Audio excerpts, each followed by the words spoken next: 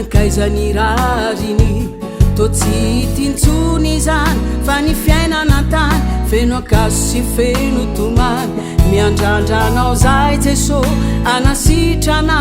ampanjaka ny famarinanao eran'izao tontolo izao milanao anome fo vaovao enjehina sy ankalaina ny marina osy oseny itsakitsaina tsy hotafarina na ino ny atry na ino ny trano ny fanantenatso fona fa ijoro atrano ifikitra mafy anilanao fona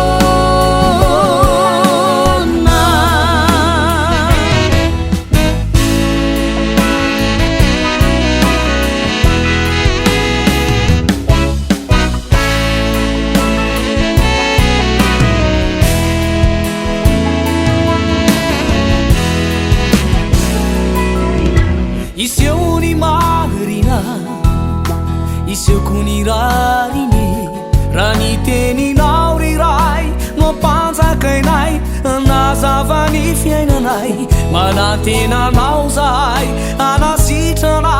ampanjaka ny famarinanao eran'izao tontolo izao anome aina vaovao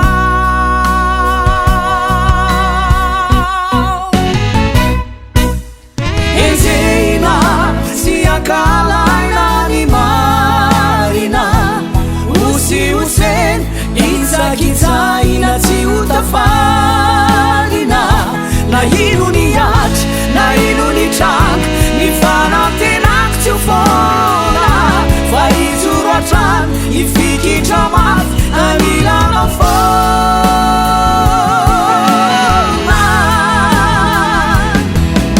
ianao Jesô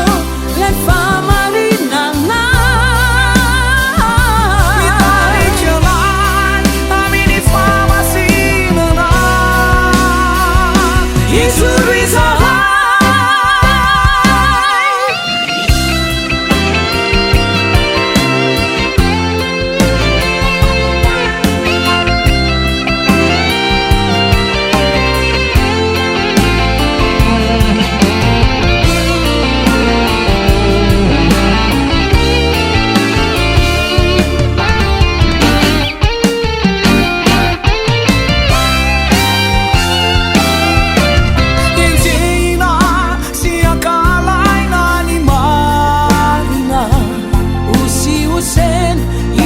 kitsaina tsy hotafarina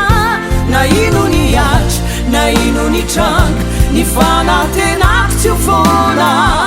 fa ijoro atrano ifikitra mafy anilanao fona na enjehina sy ankalaina ny marina na osy oseny itsakitsaina